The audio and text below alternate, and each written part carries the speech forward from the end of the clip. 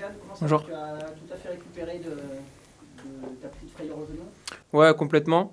J'ai une douleur qui a duré quelques jours après, mais rien de grave. Donc forcément, c'était un bonheur pour moi le lendemain d'apprendre que mon genou était magnifique, comme a dit le chirurgien. Donc j'étais très content.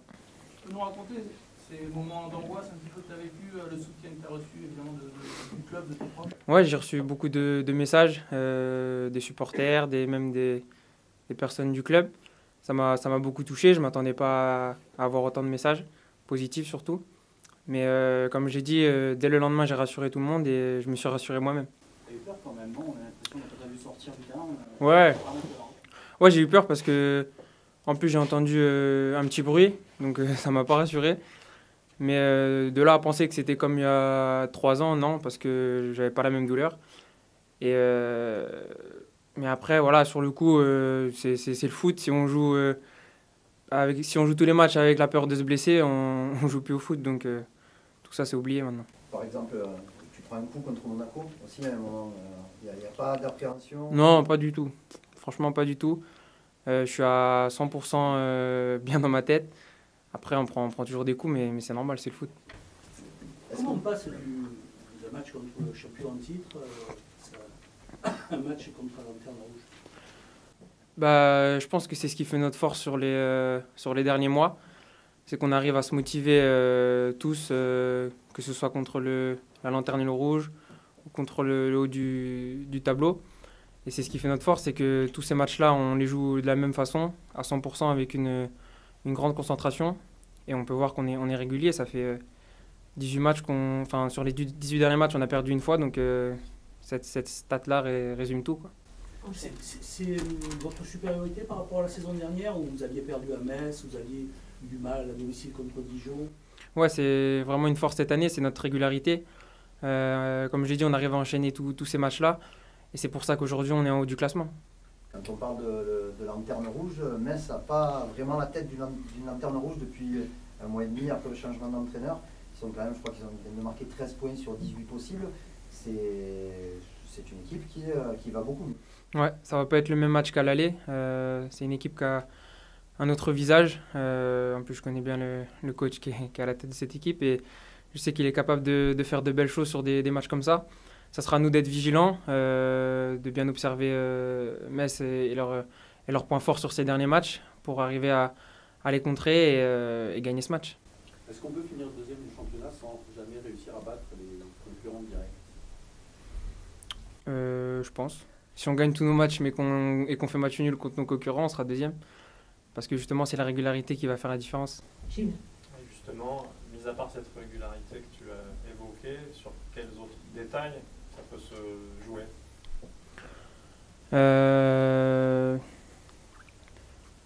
Sur l'état d'esprit, on a vu que Lyon, leur match à Bordeaux n'était pas joué d'avance. Tout le monde pensait que parce qu'il y avait Marseille-Monaco, Lyon allait gagner tranquillement, allait regarder le match sereinement le dimanche soir dans leur canapé.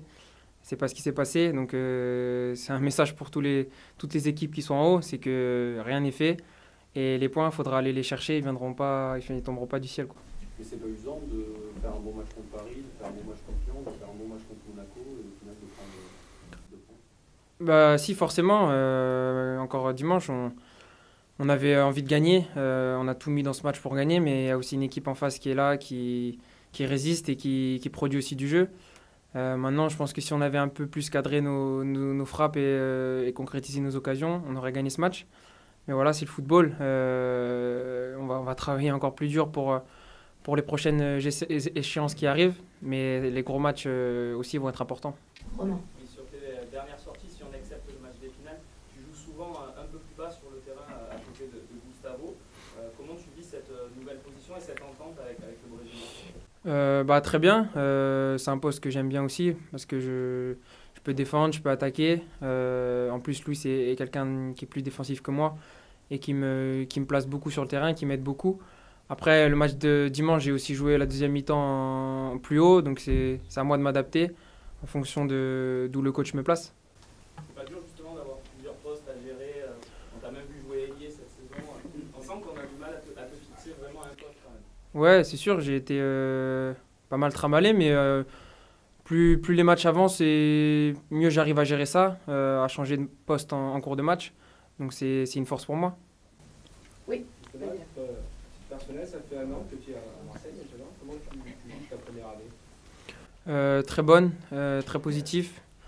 Je sens vraiment que j'ai passé un ou 2 paliers même ici à Marseille. J'ai une progression qui est constante et je sens que je peux encore vraiment progresser encore plus. Donc c'est tout bon pour moi. Et justement, sur la progression, sur quel domaine tu aimerais... Dans tous les domaines, je pense que j'ai une marge de progression qui est encore importante, mais que ce soit dans la technique, dans le physique, dans la finition, dans les passes, partout, je dois m'améliorer partout. Et en tout cas, c'est le chemin que je veux prendre. Clément. Morgane, on parle beaucoup d'un de tes coéquipiers en ce moment, c'est Bounassa, qui joue latéral droit. Toi, en tant que milieu relayeur, tu as souvent l'occasion de jouer avec les joueurs de couloir. Est-ce que tu préfères avoir un latéral comme lui très offensif? Est-ce que c'est quelque chose qui te plaît bien? Ouais, c'est vraiment une force pour nous d'avoir des latéraux offensifs comme eux. Il y a Hiroki, il y a Jordan, il y en a plein d'autres. Mais c'est forcément une force parce qu'on sait que les yeux fermés, on peut trouver des joueurs comme ça dans la profondeur, qui nous amènent des centres, qui nous amènent des occasions. Donc, et puis en plus, ils ont du coffre pour après revenir défendre. Donc on a vraiment de très bons latéraux ici à Marseille. Emmanuel, Karim, Flo. Morgane, tu as une plus grosse qualité, c'est quand tu peux partir tout droit et percer les lignes. Est-ce que si tu joues trop numéro 6, c'est pas un petit peu trop te reculer? Est-ce que c'est pas mieux si tu joues un petit peu plus devant? Je m'adapte quand je suis numéro 10, je suis plus près du but, donc je suis plus dans la surface. Quand je suis numéro 6, je suis plus à la construction du jeu. Après, ça ne veut pas dire que je ne peux pas transpercer les lignes, parce que justement, je peux partir de plus bas et partir en conduite de balle ou même transpercer les lignes avec des passes. Donc non, je ne dirais pas que c'est moins bien pour moi d'être plus reculé. Karim. Morgane, juste une petite question liée au mercato. C'est un mercato un petit peu particulier qu'on vit cet hiver. Du côté de l'OM, il y aura vraisemblablement peut-être pas de recrues. L'année dernière, toi, tu étais arrivé dans ce cadre-là. Comment vous, les joueurs, vous vivez cette période, même si toi, tu es bien installé à Marseille? Écoutez, on n'en a pas trop parlé au sein du vestiaire de ce mercato. Moi, j'ai pas l'habitude de parler non plus avec mes coéquipiers des autres. Mais là, vraiment, ouais, on n'en a pas discuté. Après, on est vraiment un groupe soudé. On tire tous dans le même sens. Donc forcément, vraiment, on n'en a pas parlé du mercato, non. Pour prolonger justement la question de Karim, qui est la mienne, est-ce que ça amène pas plus de sérénité, franchement, Morgane, de savoir qu'il n'y a quasiment pas de mouvement, des fois ça fait beaucoup parler, nous on est là, on multiplie un peu, est-ce que c'est pas plus serein un mercato où il ne se passe pas grand-chose, franchement? Non, on n'est pas plus serein. On sait qu'on est à Marseille, donc forcément il y a des recrues qui arrivent, qui arriveront. La concurrence, il y en a, et il y en aura encore plus dans les années à venir. Donc c'est pas une forme de sérénité. Nous, ce qu'on a dans la tête, c'est les matchs qui arrivent le week-end. Après, les joueurs qui arrivent ou qui partent, ça c'est pas l'objectif numéro 1 de se concentrer là-dessus, quoi. Vous êtes habitué, en fait. Oui. Gilles. Morgane, on fait un sujet sur Hiroki. Est-ce que tu peux nous expliquer un petit peu ce qu'il vous apporte sur le terrain? Tu l'as brièvement évoqué tout à l'heure, mais avec tous les autres latéraux, là, c'est vraiment spécifiquement sur Hiroki. Et quel type d'homme est-il également? Déjà, Hiro, c'est un très grand professionnel qui travaille vraiment, tout s'il pouvait travailler toute la journée, il le ferait. Mais il est vraiment irréprochable dans son comportement, dans son état d'esprit. C'est un guerrier sur le terrain, il se bat pour tous ses coéquipiers. Et après, au-delà de ça, c'est un très bon footballeur qui aussi, comme Bouna, est offensif, nous apporte des solutions devant et qui défend hyper bien. Donc c'est un joueur très complet, un très bon coéquipier. Jouer Metz, la lanterne rouge, encore une fois, après Monaco, avec un bon match contre Monaco. Metz qui est capable de battre Nice, vous prenez l'adversaire vraiment au sérieux, il y a le risque d'un faux pas, vous êtes comment Non, là, comme je l'ai dit, on prend vraiment ce match au sérieux, comme si c'était un gros match comme on l'a pu faire dimanche. Et comme je le répète, c'est une de nos forces cette année, c'est qu'on ne prend pas les matchs contre le bas du classement à la légère. C'est encore un match où on veut marquer le pas et... Marquer le pas Non, marquer le coup, pardon. C'est encore un match où on veut marquer le coup en prenant 3 points. Et comme on joue en plus vendredi, on aura un match d'avance sur nos partenaires et on pourra regarder ça, j'espère, avec une victoire samedi dimanche. On va prendre les 4 dernières questions. Fabrice, Mathieu, Flo et allons-y. Fabrice. Morgane, tu l'as un peu évoqué. Est-ce que tu peux nous dire, nous expliquer un peu plus en détail ce que t'apporte Luis Gustavo? Son expérience, son placement, il me conseille beaucoup quand je suis à côté de lui ou quand je suis devant lui. C'est une réelle force pour nous tous dans cette équipe. Après, sa qualité technique, c'est aussi une très bonne qualité à lui. Mais voilà, comme Hiroki, c'est des joueurs importants pour l'équipe et des très bons coéquipiers. Et pour ne citer que, parce qu'il y en a tellement. Mathieu. Je sors un peu du jeu pur, mais as-tu vu samedi comment tu as décrit Adil Rami dans la Provence Jean Riléal avec sa tête de bon petit français gentil, mais il déménage. Comment toi justement tu décrirais Adil, qui est un personnage aussi? Adil, ils sont pas tout seuls dans sa tête, il y en a 2 ou 3. Mais non, pareil, franchement on a des bons coéquipiers, c'est pas pour vous mentir ou quoi, mais on rigole tous ensemble, on a vraiment une bonne entente au quotidien. Mais Adil, c'est un des clowns du vestiaire, ça c'est sûr.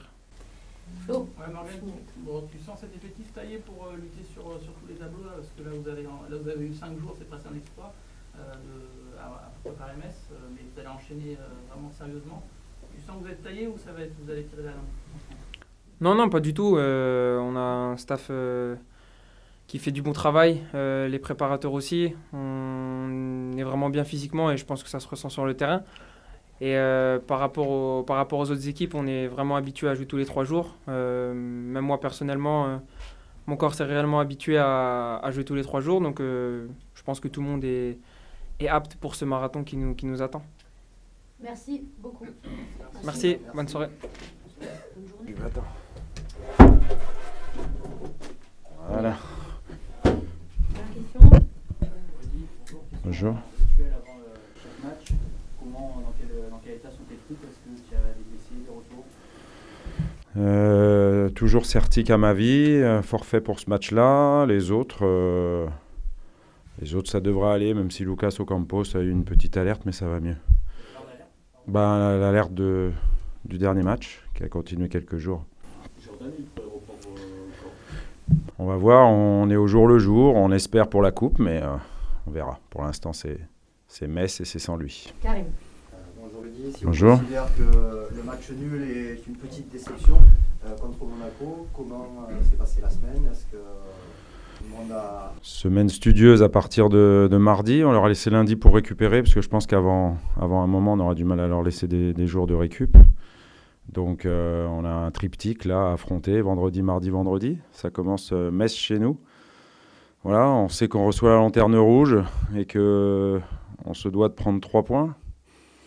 Il faudra qu'on fasse comme ce qu'on a fait depuis le début de saison. À chaque fois qu'on a affronté une équipe, on va dire hiérarchiquement inférieure, c'est-à-dire jouer au maximum de nos possibilités et tout faire pour l'emporter, voilà, pour continuer à avancer au classement. Oui, Rudy, le dernier jour du mercato qui clôture à minuit, est-ce que le mercato est terminé? Est-ce qu'il y aura encore des mouvements du côté de l'OM? On va se mettre tranquille, nous? Je sais pas, vous avez plus longtemps à attendre en tous les cas. Je crois qu'il vous reste une dizaine d'heures, un petit peu plus maintenant à attendre. Donc voilà, soyez pas trop impatients, ça se termine tranquillement. Il y aura plus de mouvements, Rudy, le mercato? Vous verrez bien, on verra ça, on en parlera demain matin. Ça en reste là, c'est décevant ou pas? Mais pour l'instant, il n'est pas terminé, donc on parle de rien. Bah oui, c'est une bonne idée, non? Jusqu'à preuve du contraire, c'est le directeur sportif. Mario. Pour revenir à ce que tu disais précédemment, et qu'on a déjà avec Morgane, c'est l'un des plus de cette saison par rapport à la saison dernière, d'être capable justement de faire pratiquement sans faute contre les équipes hiérarchiquement inférieures. On est en progrès, c'est évident. De toute façon, on le voit au niveau de la place qu'on a actuellement. On est deuxième ex aequo. On a plus de points. On a un parcours vraiment très très intéressant en termes de résultats, en termes de progression. Je crois qu'on est en progrès. Et aussi sur ce plan-là, oui, par rapport à la saison dernière, c'est une évidence. Ouais. Le groupe n'est plus le même. L'équipe a évolué, s'est bonifiée. On a... Oui. Non. Qu'est-ce que vous craignez de ce nouveau Metz qui semble être capable d'apporter des dangers quand même assez souvent dans les parties? Et est-ce que c'est facile à gérer une équipe comme ça qui n'a rien à perdre, parce qu'ils vont venir avec certainement l'envie de tout tenter? Je pense qu'effectivement, ils peuvent encore se sauver au vu de ce qu'ils ont fait les dernières semaines. Je crois qu'ils ont perdu 2 des 8 derniers matchs. Donc on sait que c'est une équipe qui est sur une bonne dynamique. On l'est aussi, on est chez nous. Voilà.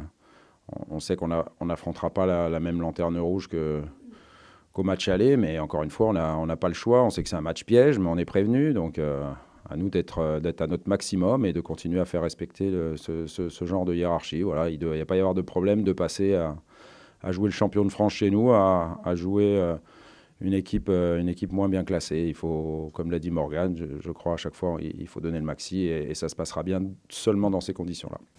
Oui. Adil Rami a marqué dimanche, c'est son premier but avec l'OM. Est-ce que vous pensez que c'est lié à l'installation de Pamela Anderson à Marseille? C'est son 2e but avec l'OM, parce qu'il avait déjà marqué en Europa League à domicile déjà sur un coup de tête. Ouais, Konya Sport, puisque mes infos me viennent de la salle. Et Adil est quelqu'un d'important. C'était important qu'il égalise. Après, je vous laisse tout le loisir d'extrapoler sur savoir pourquoi il a marqué sur ce match-là. Vous aviez évoqué, Morgane l'a fait tout à l'heure, la régularité qui est une de vos forces cette saison. Sur quel autre secteur peut se jouer la 2e place sur la Ligue? Surtout, il faudra de tout. Il faudra être capable de gagner le plus de matchs possible, ça c'est sûr. Et voilà, pour l'instant, les 3 équipes sont au coude à coude. On est encore loin du terme. Je pense qu'il reste 15 journées encore. On va jouer la 24e. Donc, bon, ça ne se décantera pas tout de suite. Ce qu'il faut, c'est, voilà, un peu comme dans une course cycliste. On est dans le peloton de tête. Il y a un échappé qu'on ne verra pas.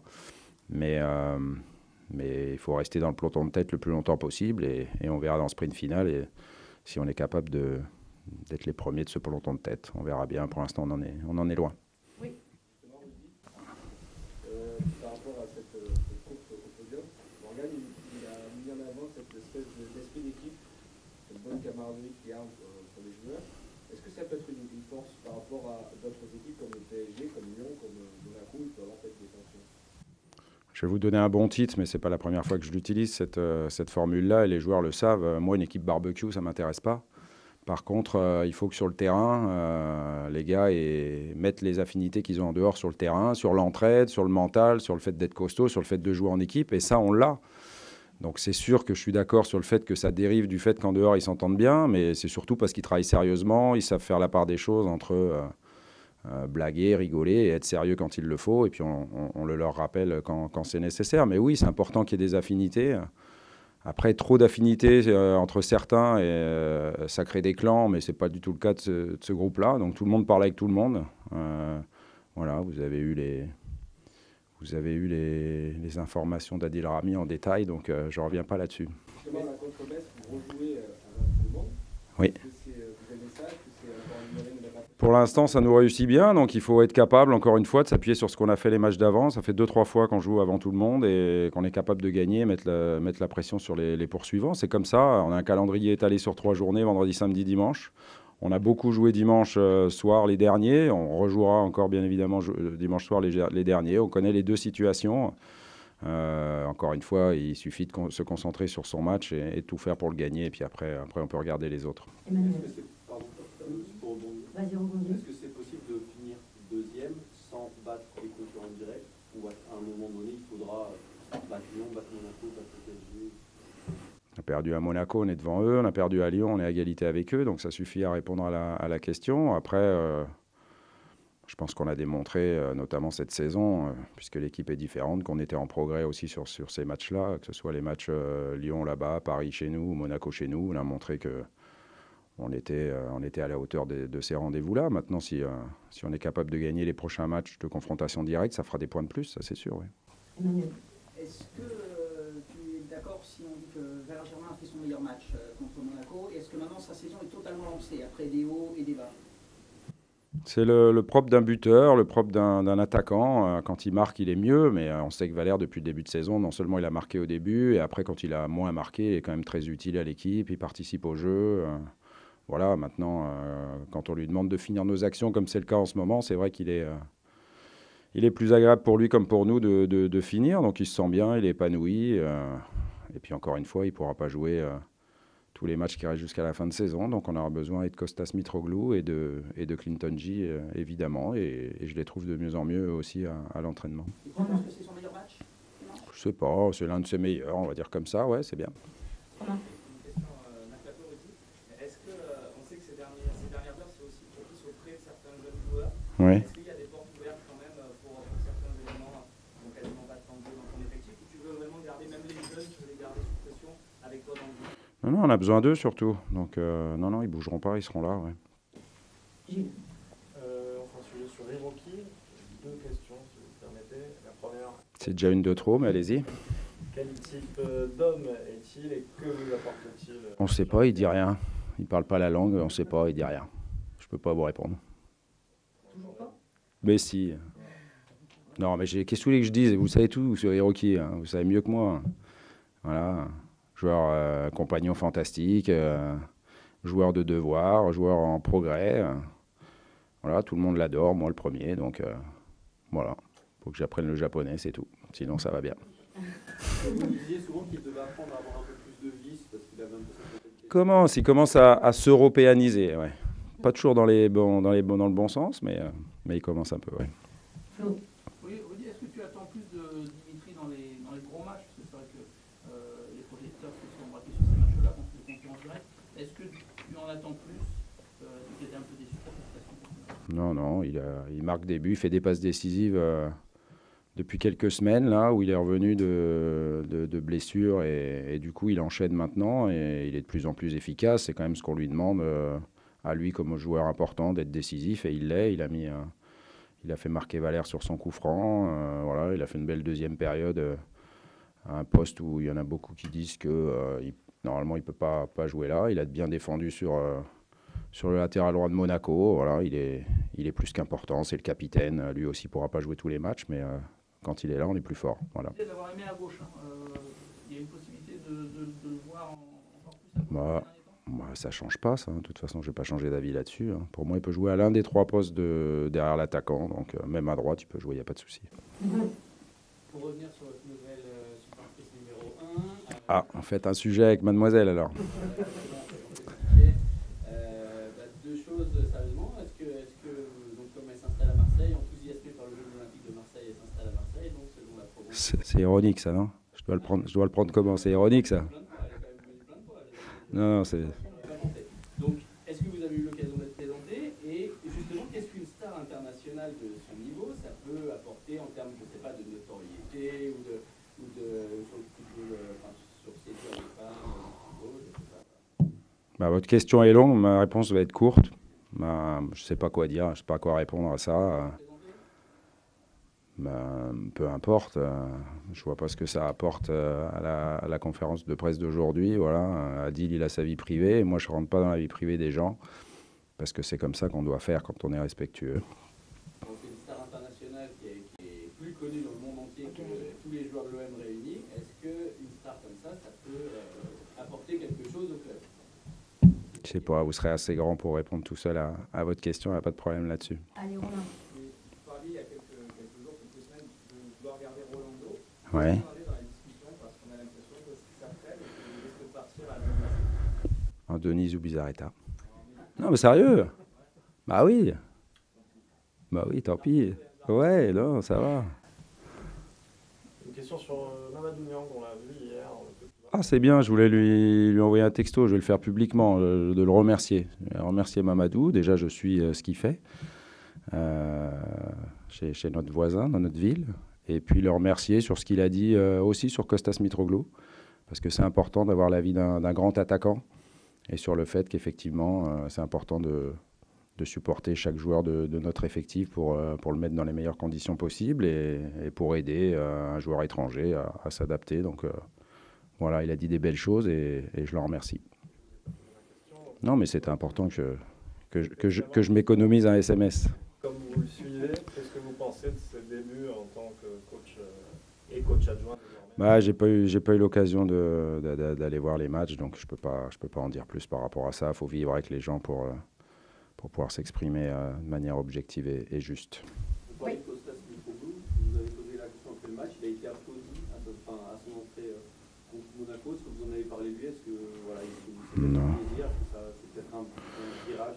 Je sais pas, j'en ai pas parlé, mais de toute façon, on a besoin de lui, donc il travaille bien, il travaille fort, il aura des possibilités de s'exprimer. Voilà, c'est un joueur important, aussi important que les autres, ni plus ni moins.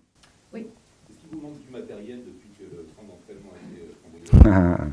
Et est-ce que, plus sérieusement, c'est inquiétant comme ça qu'on puisse s'introduire Bah oui, c'est pas normal, ça c'est une évidence.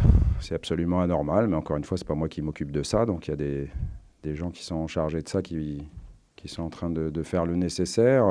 Non, le plus embêtant, c'est des choses parfois qu'on a du mal à remplacer. Le matériel des joueurs, c'est quand même du matériel très très important. Je veux dire, qui joue avec des semelles, qui a des chaussures particulières travaillées par nos professionnels, et ça se refait pas en un claquement de doigts, ça. Et donc ça, c'est problématique, parce que ça peut poser des problèmes pour les prochains matchs, et notamment celui de Metz. Voilà. Un impact sur votre préparation, du coup? Non, pour ça, par exemple, pour ces détails-là. Mais enfin, c'est plus qu'un détail. Quand un joueur n'a plus ses chaussures, c'est un peu embêtant, quoi. Bon, il va peut-être jouer en chaussettes, ça devrait aller. Si on veut venir juste sur un point de vue technique, on voit de plus en plus les corners tirés à deux avec Payet, qui donne côte à côte. C'est une volonté de votre part? C'est depuis que je suis arrivé, ça. C'est pas nouveau, donc, et ça durera comme ça. J'ai mes raisons que je trouve assez valables. L'essentiel, c'est qu'on marque des buts sur ce genre de phase. Voilà. On est, par exemple, ouais. C'est juste mathématique. J'avais une deuxième question sur Hiroki, mais vous ne m'avez pas laissé la poser. Allez, allez-y alors. Son surnom, paraît-il au Japon, c'est Sérénité. C'est vrai? Ah ben, moi, j'aurais appris quelque chose, c'est bien. Je ne sais pas s'il est serein, mais voilà, il est à l'image. J'ai discuté un peu avec des coachs japonais qui sont venus, qu'on avait invités, et qui le connaissent bien évidemment, des gens de la sélection. Et selon eux, c'est le prototype du joueur asiatique qui vient en Europe et qui progresse, parce qu'il a beaucoup progressé. Il va faire la Coupe du Monde, donc ça c'est quand même super pour lui et son pays. Après, comme je vous l'ai déjà expliqué, parfois il est un peu trop respectueux des limites que peut-être il a de la vision de son poste. Donc il a fallu lui ouvrir un petit peu les yeux, sans jeu de mots, et lui montrer qu'il pouvait être décisif à la bord de la surface adverse, avec des passes des centres, parce que ça on lui a fait travailler, il a encore du travail là-dessus, mais il progresse. Et puis le fait qu'un jour il puisse marquer un but, voilà, ça lui est pas interdit. Romain.